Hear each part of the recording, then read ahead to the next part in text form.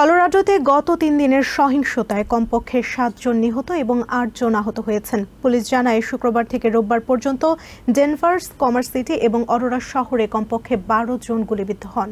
ছুরি হামলার শিকার হন আরও ৩ জন। হঠাৎ করে কলোরাডোতে হামলা সহিংসতা বেড়ে যাওয়া নিয়ে উদ্বিগ্ন স্থানীয়রা। কলোরাডোর ডেনভার শহরে রবিবার রাতে ছুরি দিয়ে হামলার আলাদা ঘটনায় একজন নিহত এবং ২ জন আহত হয়েছেন। এদিকে বোল্ডার শহরে একটি পার্টিতে বন্দুক হামলায় ৩ কিশোর আহত হয়, তবে তারা শঙ্কামুক্ত বলে জানান চিকিৎসকরা। কমার্স সিটির 65 বোনাকো স্ট্রিটে বন্দুক সহিংসতার ঘটনা তদন্তে নতুন শট স্পটার প্রযুক্তি ব্যবহার করছে পুলিশ। কর্মকর্তারা জানিয়েছেন, সেখানকার একটি বাড়ি থেকে এক ব্যক্তির গুলিবিদ্ধ মরদেহ উদ্ধার করেন তারা।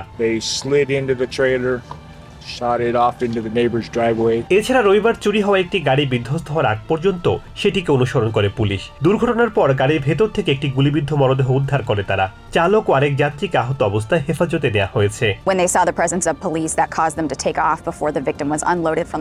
গত শুক্রবার রাতে কমার্স সিটির 104th অ্যাভিনিউ অবস্থিত 7-Eleven স্টোরের পার্কিং লটে বন্দুক হামলার খবর পেয়ে সেখান থেকে নারীসহ 2 জনকে গুলিবিদ্ধ অবস্থায় উদ্ধার করে হাসপাতালে পাঠায় পুলিশ।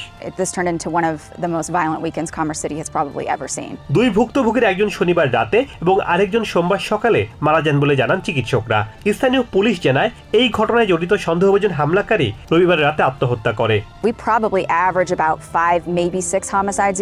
অরোরা পুলিশ জানায়, রবিবার রাতে 20 মিনিটের মধ্যে 2টি সহিংস ঘটনা ঘটে শহরটিতে। ইস্ট কোলফ্যাক্স অ্যাভিনিউ অবস্থিত এক নাইট ক্লাবের পার্কিং লটে বন্দুক হামলায় একজন নিহত হন। ঘটনাস্থলের কাছাকাছি একটি আবাসিক এলাকায় বন্দুক হামলায় এক ব্যক্তি আহত হন। শেখ সাদি Marjan, TVN 24 news desk. New York থেকে সম্প্রচারিত টিভিএন 24 টেলিভিশন বিশ্বজুড়ে বাঙালির কণ্ঠস্বর।